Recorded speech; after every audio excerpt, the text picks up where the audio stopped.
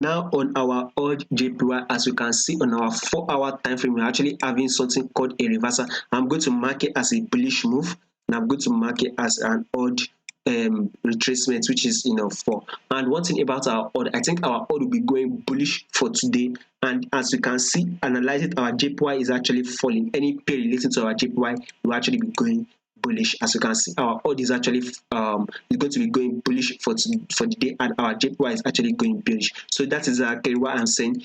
For today, we are going to be having a bullish move.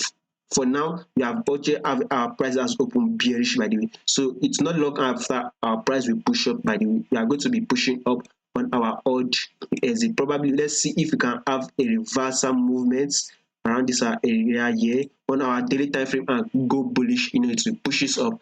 That is, let's see on our 4-hour time frame. So let's go bullish, hit this area here, which possibly our price can actually now hit here and change direction upward on our odd JPY. So we are going bearish first before we actually go bullish. So we will be closing bullish on our odd JPY for the day, and our 1-hour time frame, same thing. So if you have to place your 10-period moving average on your 4-hour time frame, we see that this our price above our 10-period moving average,